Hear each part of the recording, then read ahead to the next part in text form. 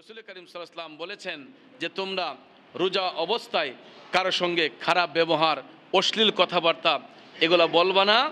আর বেশি বেশি করে তোমরা ফরজ এবং নফলগুলো যথাযথভাবে তোমরা পালন করো। দয়াল নবী বলেছেন ফরজ এবং নফলগুলা তোমরা রমজান শরীফে যথাযথভাবে তোমরা পালন করো এবং খুব তাড়াতাড়ি তাওবার মাধ্যমে তোমরা মওলার দিকে রুজু হয়ে যাও। রসুল বলছেন দেরি না করে তোমরা রমজানের প্রত্যেকটা মুহূর্ত শুধু বরকত আর বরকত, প্রত্যেকটা মুহূর্ত বরকত আর বরকত। এই জন্য রসুল বলেছেন তোমরা অ্যাডভান্স হয়ে তাড়াতাড়ি তওবার মাধ্যমে মহান মালিকের দিকে রুজু হয়ে যাও। হয়তোবা আল্লাহ রাব্বুল আলামিন জীবনে যত পাপ করেছি, অন্যায় করেছি, এই মাহে রমজান শরীফের উসিলায় আল্লাহ রাব্বুল আলামিন আহকামুল হাকিমিন হয়তো আমাদেরকে নাজাত করে দিতে পারেন, ক্ষমা করে দিতে পারেন। ভাইয়ের আমার, বন্ধুর আমার, কারণ মাহে রমজান শরীফেও আমার আপনার মৃত্যু হতে পারে। যদি আমলের মাধ্যমে মৃত্যু হয়, যদি আমলের মাধ্যমে মৃত্যু হয়, রসুল বলেছেন যে মাহে রমজান শরীফে এটা এমন একটি মাস যেই মাসে আসমানের দরজা খোলা হয়, জাহান্নামের দরজায় তালা হয়, শয়তানগুলাকে শৃঙ্খলায় বদ্ধ করা হয়। রসুল বলেছেন রমজান শরীফে যদি কোনো ব্যক্তির মৃত্যুবরণ করে, কোনো মানুষ যদি দুনিয়ার থেকে মৃত্যুর স্বাদ গ্রহণ করে, তাহলে বিনা হিসেবে ওই ব্যক্তিকে আল্লাহ জান্নাত দান করে দেয়। বিনা হিসেবে আল্লাহ তাআলা তাকে জান্নাত দান করে। তো ভাইয়ের আমার, বন্ধুরা আমার, আমরা দেখতে পাই মালাকুল মউত মৃত্যুর ফেরেশতা অনেক সময় মাহে রমজানেও আমরা অনেকের জানাজার নামাজ আদায় করেছি। আমিও এই রমজান শরীফে কয়েকটি জানাজার নামাজ পড়ার সুযোগ আমার হয়েছে। যেই লোকগুলার জানাজা পড়লাম প্রত্যেকটা মানুষ, আমি তাদের ব্যাকগ্রাউন্ড দেখলাম, এরা খুবই দিনদার ছিলেন, মুত্তাকি ছিলেন, আমলি মানুষ ছিলেন। তাদের চেহারাটা গিয়ে দেখলাম যে চেহারাটার মধ্যে একটা উজ্জ্বলতা ভাব এবং মুস্কি মুস্কি হাসি। এটাই হলো মুমিনদের বৈশিষ্ট্য, মুমিনদের লক্ষণ। মুমিন ব্যক্তিরা দুনিয়া থেকে যখন চলে যায় তখনও তাদের মুখের মধ্যে একটা হাসি থাকে, তখনও তারা দুনিয়ার মধ্যে থেকে তারা হাসি মুখে বিদায় হয়। কারণ তারা তো এমন একটা দেশে যাচ্ছে যেই দেশটা, ভাইয়ের আমার, যদি মুমিন হয় তাহলে কবরের দেশটা তাদের জন্য আরাম, আর যদি জাহান্নামী হয় তাহলে ওই সমস্ত ব্যক্তিদের জন্য কবরের জিন্দেগিটা খুব কষ্টের।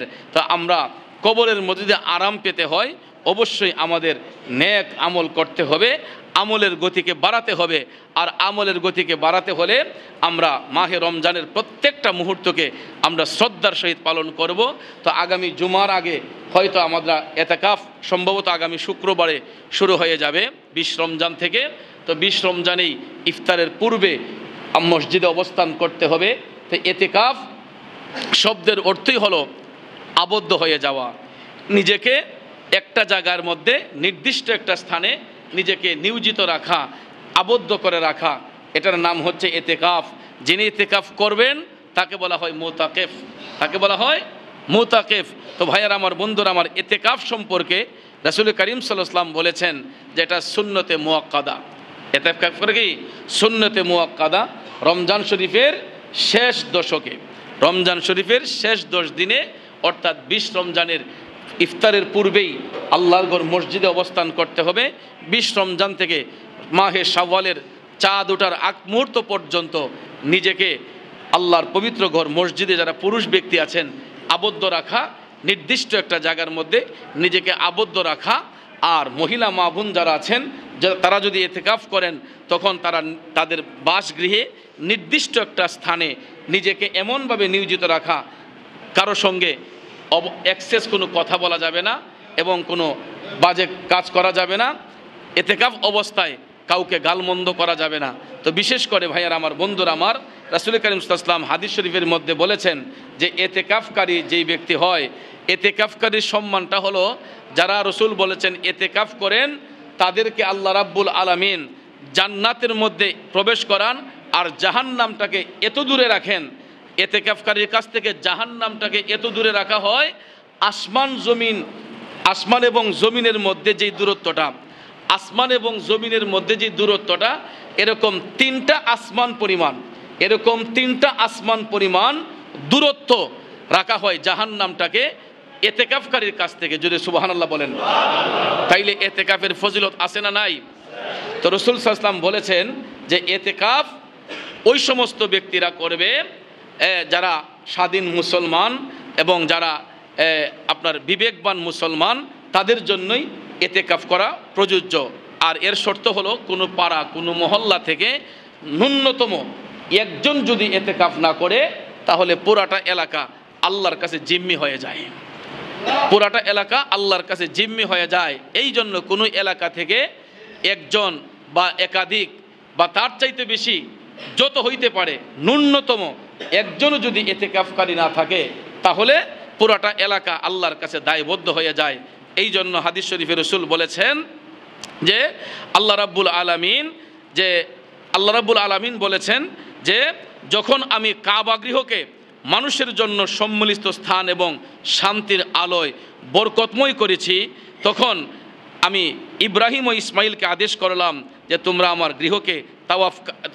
গৃহকে তাওয়াফকারী, এতেকাফকারী ও রুকুকারী, সিজদাকারীদের জন্য পবিত্র রেখে দাও, পবিত্র রেখে দাও। অর্থাৎ কোনো এতেকাফকারী যখন, মসজিদ হলো কাবার একটা অংশ, মসজিদ হলো বাইতুল্লাহর অংশ, যারা আল্লাহর ঘর মসজিদে এতেকাফের নিয়তে প্রবেশ করে তখন তাদের উসিলায় পুরাটা মহল্লা পুরাটা এলাকা পবিত্র হয়ে যায়। এটা আল্লাহর কোরআনের মধ্যে আল্লাহ বলেছেন যে এতেকাফকারীর জন্য তোমরা সব কিছু পবিত্র করে দাও, সব কিছু পরিষ্কার করে দাও। এই জন্য এতেকাফকারী যখন এতেকাফ করে তখন ওই এতেকাফকারীর উসিলায় উনি যেই মহল্লা থেকে যেই মহল্লার মসজিদে এতেকাফের মধ্যে বসলেন পুরাটা মহল্লাকে রাব্বুল আলামিন এই এতেকাফকারীর উসিলায় আল্লাহ পবিত্র করে দেন। আর রাসূল বলেছেন যে যারা মাহে রমজান শরীফের শেষ দশকে এতেকাফের নিয়তে নিজেকে আল্লাহর ঘর মসজিদে আবদ্ধ করবে, অর্থাৎ তারা স্ত্রী সঙ্গম থেকে দূরে থাকবে, দুনিয়ার অশ্লীল কাজ থেকে দূরে থাকবে, কথাবার্তা থেকে দূরে থাকবে, অর্থাৎ এই 10 দিন তারা মৌলার ধ্যানে এমনভাবে নিজেকে নিয়োজিত রাখবে। রাসূল সাল্লাল্লাহু আলাইহি ওয়াসাল্লাম বলেছেন যদি কোনো ব্যক্তির এতেকাফ আল্লাহর কাছে কবুল হয়ে যায় তাহলে সঙ্গে সঙ্গে তার আমলে 3টা আকবরী হজ এবং 3টা উমরা হজের সওয়াব আল্লাহ দান করে এতেকাফকারীর আমলের মধ্যে। কিন্তু এই ভালো কাজটা করতে গেলে দেখা যায় আমাদের সমাজে অনেক মানুষ আছে, আমলি মানুষও আছে, দেখা যায় সংসারের তাড়নায় অনেকে অনীহা প্রকাশ করে যে আমি পারবো না, আমি করব না। কিন্তু ভাইয়ার আমার, আমরা 365 দিনের প্রত্যেকটা দিন যদি আমরা দুনিয়াবি কাজে ব্যয় করতে পারি, অন্তত এই 365 দিনের ভিতরে 10টা দিন সময়কে আমরা মহান মালিকের সন্তুষ্টির জন্য আমরা কি দিতে পারি না? কথা বলেন, দিতে পারি না? তাহলে চেষ্টা করবেন যে রমজান শরীফে এই শেষ দশকে এতেকাফের নিয়তে নিজেকে আল্লাহর ঘর মসজিদে আবদ্ধ রাখা, এটা আমরা চেষ্টা করব। কারণ এতেকাফকারী সম্পর্কে হযরতে আম্মা জান আয়েশা সিদ্দিকা রাদিয়াল্লাহু তাআলা আনহা বর্ণনা করেন যে রাসূল কারীম সাল্লাল্লাহু আলাইহি ওয়াসাল্লাম আজীবন রমজানের শেষ দশকগুলোতে এতেকাফ করেছেন। আম্মা জান আয়েশা সিদ্দিকা রাদিয়াল্লাহু তাআলা আনহা বলেন যে আমি দেখেছি যে দয়াল নবীজি যে সব সময় রমজানের শেষ দশকে দয়াল নবীজি এতেকাফ করেছেন। আর ওফাতের পর দয়াল নবীজির বিবিগণ অর্থাৎ নবীজির স্ত্রীগণ উম্মাহাতুল মুমিনিন যারা রয়েছেন, আম্মা জান আয়েশা সিদ্দিকা বলেন যে দয়াল নবীজির বিশাল মুবারকের পরেও ওনার বিবিগণ এতেকাফ করতেন। এটা সহিহ বুখারী এবং মুসলিম শরীফের বর্ণনা। ভাইয়ার আমার, বন্ধুরা আমার, এখান থেকেই মহিলা মা বোনদের যে এতেকাফ এসেছে, আল্লাহর হাবিব সাল্লাল্লাহু আলাইহি ওয়াসাল্লামের বিবিগণ যারা উম্মাহাতুল মুমিনিন তারা দয়াল নবীজির বিশাল মুবারকের সঙ্গে সঙ্গে তারাও রমজান শরীফে এতেকাফের নিয়তে মসজিদ তারা আপন আপন গৃহে তারা একটা স্থানে বসতেন, নিজেকে আবদ্ধ রাখতেন মৌলার ধ্যানে। তো আমরা যারা মুসলমান আমরা চেষ্টা করব এই মাহে রমজানে এতেকাফ করার জন্য। এতেকাফকারীর অনেক ফজিলত, এতেকাফকারীর অনেক ফজিলত। কথাটা আমি যেটা বলেছিলাম যে এতেকাফকারী সম্পর্কে দয়াল নবীজি বলেছেন যে যদি কোনো ব্যক্তি এতেকাফের নিয়তে মসজিদে প্রবেশ করে তাহলে ওই ব্যক্তির কাছ থেকে জাহান্নামটাকে এত দূরে রাখা হয় 3 আসমানের দূরত্ব যতটুকু উপরে, অর্থাৎ দুনিয়ার জমিন থেকে প্রথম আসমান পর্যন্ত যতটুকু দূরত্ব, এরকম 3টা পরীক্ষা অর্থাৎ 3টা আসমান এবং জমিন যতটুকু দূরত্ব হয় এতটুক পরিমাণ দূরে জাহান্নামটাকে রাখা হয় এতেকাফকারীর কাছ থেকে। তাহলে এতেকাফকারীর অনেক ফজিলত, অনেক বরকত।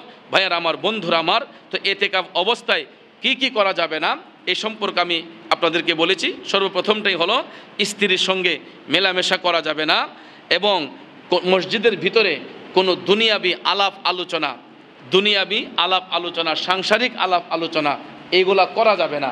এতেকাফ অবস্থায় কারো সঙ্গে অশ্লীল কথাবার্তা বা গালমন্দ এইগুলা করা যাবে না। আর এতেকাফ অবস্থায় কি কি করতে পারবেন, যদি মসজিদের বাহিরে ইস্তেঞ্জার ব্যবস্থা থাকে, মসজিদের সঙ্গে না থেকে অনেক সময় দেখা যায় অনেক এলাকায় পাড়ায় মহল্লায় একটু পুকুর পাড়ে আপনার ইস্তেঞ্জা করতে হয়, পুকুরে গিয়ে গোসল করতে হয়, তখন রসুল বলেছেন এতেকাফকারী উনি এমনভাবে এখানে যাবেন যাতে করে দুনিয়ার কোনো মানুষের সঙ্গে, সমাজের কোনো মানুষের সঙ্গে উনি দুনিয়াবি আলাপ আলোচনায় লিপ্ত না হয়। এরকম দুনিয়াবি আলাপ আলোচনা যদি লিপ্ত হয় এতেকাফ নষ্ট হয়ে যাবে। এই জন্য ওনার যেই জরুরত অর্থাৎ ইস্তেঞ্জার প্রয়োজন হয়েছে, মসজিদ থেকে পুকুর পাড়ে ইস্তেঞ্জা ব্যবস্থা রয়েছে, সেখানে টয়লেটের ব্যবস্থা, তখন তো উনি তো টয়লেট তো আর মসজিদে করতে পারবে না, তখন মাথায় রুমাল ব্যবহার করে মাথাটাকে নিচু করে ওই মুসল্লি উনি ইস্তেঞ্জা করার জন্য পুকুর পাড়ের যে টয়লেট সেখানে যেতে পারেন। অর্থাৎ পুকুরে গোসল করার জন্য, পবিত্রতা হাসিলের জন্য তিনি পুকুরে গিয়ে গোসল করতে পারবেন, কিন্তু কারো সঙ্গে ওভার এক্সেস কোনো কথা বলা যাবে না, দুনিয়াবি কোনো আলাপ আলোচনা করা যাবে না। আবার সুন্দর করে উনি মসজিদে প্রবেশ করবে, তাইলে এতেকাফ নষ্ট হবে না। আর এতেকাফ অবস্থায় অনেকের মা মারা যায়, বাবা মারা যায়, তখন কি করবেন? তখন আপনি এতেকাফ বাদ দিতে পারবেন না। হ্যাঁ, জানাজায় অংশগ্রহণ করতে পারবেন। রসুল বলেছেন যে ওই ব্যক্তি কোনো দুনিয়াবি আলাপ আলোচনা না করে নীরবে নিস্তব্ধে উনি গিয়ে এতেকাফের অবস্থায় যদি জানাজায় শরীক হয়ে কথা না বলে আবার তিনি জানাজা শেষ করে মসজিদে চলে আসেন, তাইলে তার এতেকাফ নষ্ট হবে না। যদি কোনো আপনজন দুনিয়া থেকে চলে যায় বা ওফাত বরণ করে, তখন ভাইয়ার আমার, বন্ধুরা আমার, রসুল বলেছেন জানাজার নামাজ পড়ে কথা না বলে আবার নিজেকে মসজিদের ভিতরে নিয়ে আসবেন। অশ্লীল কোনো কথাবার্তা নয়, দুনিয়াবি কোনো কথাবার্তা নয়। এই জন্য ভাইয়ার আমার, বন্ধুরা আমার, এতেকাফ অবস্থায় এই কথাগুলা আমাদেরকে স্মরণ রাখতে হবে। কিন্তু অনেক জায়গায় দেখা যায় এতেকাফের মধ্যে বৈশা এই ভিডিও কলে বাসায় কে কী করতেছে না করতেছে এই খবর আবার রাখা হয়, আছে না এরকম? এটা ভুলেও করবেন না, তাহলে তো এতেকাফের বরকত নষ্ট হয়ে যাবে। অনেকে দেখা যায় ভিডিও কলে তোমরা কি খাইছো নি, উঠছো নি, কী করতেছে, কই এই কাজটা করছে নি, এটা করতে কি না, দুনিয়াবি কোনো আলাপ আলোচনা এতেকাফ অবস্থায় এগুলা করা যাবে না। এটা আপনারা স্মরণ রাখবেন। যেহেতু অ্যান্ড্রয়েড মোবাইল সবার কাছে আছে, অনেকে ভাবে যে যাক 10 দিন মসজিদে থাকবো আর ভিডিও কলে তো সবাই দেখতেছি, ওই কথাবার্তা বলতেছি, এগুলা করা যাবে না। আল্লাহর রাস্তায় এগুলো করবেন না। যদি কোনো বিশেষ প্রয়োজন হয় আপনি কারো মাধ্যমে খবর পাঠাতে পারেন, এবং লং টাইম কথা বলা যাবে না। যদি কোনো বিশেষ প্রয়োজন হয়, এখন যদি আধুনিক যুগ, এটা ফুকাহায়ে কেরাম এটা ইস্তেহাদ করে বলেছেন, যদি কোনো বিশেষ প্রয়োজন হয় 1 মিনিট কল দিয়ে যে আমার এই জিনিসটা লাগবে, এতটুক জাস্ট বলে কোনো সাংসারিক আলাপ আলোচনা না করে শেষ করে ফেলবেন। আর চেষ্টা করতে হবে কথাটা না বলার জন্য, 10 দিন কথা নাই বলার জন্য আমরা চেষ্টা করব। আল্লাহ রাব্বুল আলামিন যেন আমাদের সকলকে সহিহ বুঝ দান করে।